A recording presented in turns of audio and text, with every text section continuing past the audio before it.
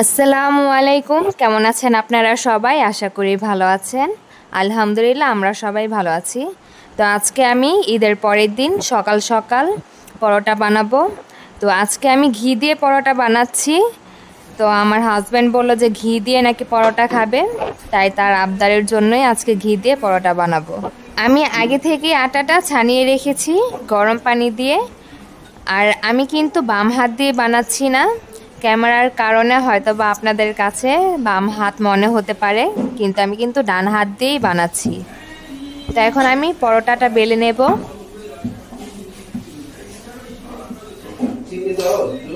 আমার হাজবেন্ডকে দিয়েছি বাচ্চাকে খাওয়ানোর জন্য, তো উনি আবার খাওয়াচ্ছে। তো যখন উনি বাসায় থাকে তখন দেখা যায় একটু সাহায্য করে। এখন আমি গরুর মাংসটা গরম করে নেব। এটা আমি ঈদের দিন রান্না করেছিলাম। তো এই মাংস দিয়ে কিন্তু সকালবেলা পরোটা বা রুটি দিয়ে খেতে কিন্তু অনেক ভালো লাগে।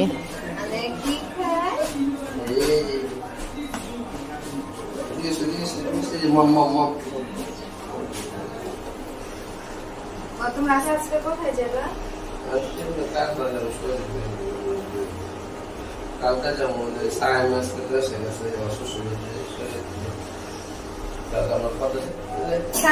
শ্বশুর বাড়ি এটা কোথায়? ফরিদপুর। সারাদিনের জন্য যেতেছো? বিকাল বলতে বলতে তো এই রাত হয়ে আছে। কালকে কয়টার দিকে তোমরা যেতেছো?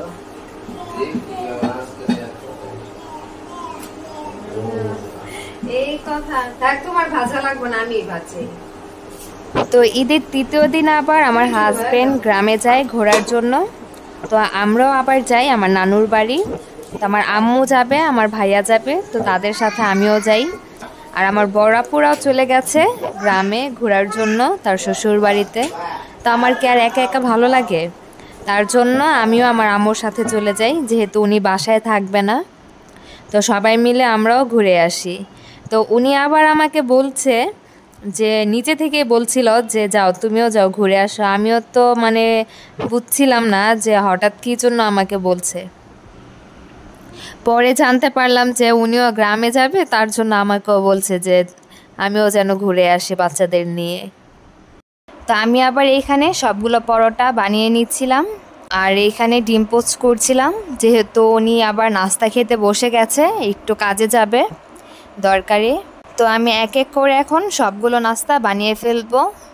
আমার নাস্তা বানানো হয়ে গেছে। তো এখন আমি আমার জন্য যেগুলো ভাজবো, তো সেগুলো এখন আমি ঘি দিয়ে ভাজছি। আর আমার কিন্তু ঘি দিয়ে খেতে ভালো লাগে।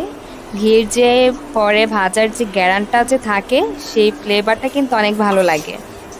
আর আমার হাজব্যান্ড পরে যে ঘি দিলে যে একটা টাটকা যে একটা ঘিয়ের গন্ধ, সেটা নাকি তার ভালো লাগে না। তো এই আটার মধ্যে দিলেই যতটুকু ফ্লেভার থাকে, ততটুকু ফ্লেভারই নাকি তার কাছে ভালো লাগে। তো তাকে ওইভাবেই ভেজে দিয়েছি, আর আমি আমার জন্য একটু ঘি দিয়ে ভেজে নিলাম।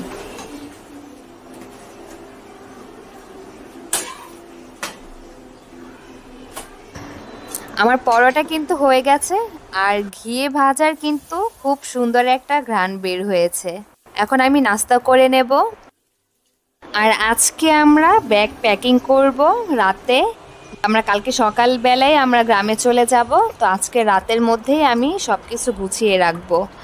তো এইখানে আমি নাস্তাটা করে নিচ্ছি। আর দেখতেই পাচ্ছেন নাস্তাটা কিন্তু দেখতে খুবই সুন্দর হয়েছে।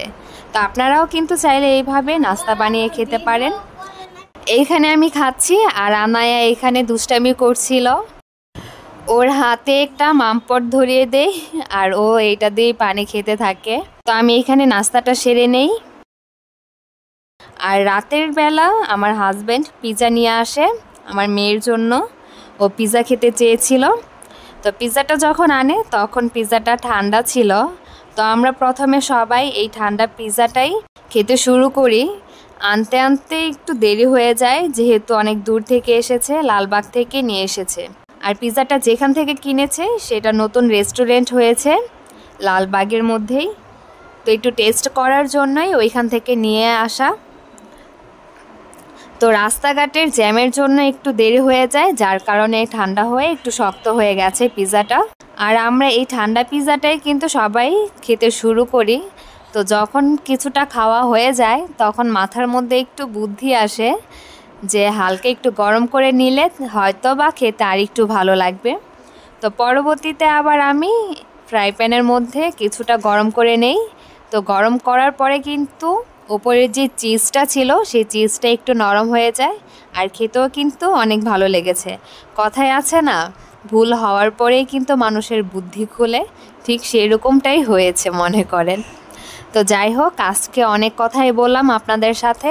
তো এত কষ্ট করে আমার ভিডিওটি দেখার জন্য আপনাদেরকে অসংখ্য ধন্যবাদ। ভালো থাকবেন সবাই। আল্লাহ হাফেজ। আসসালামু আলাইকুম।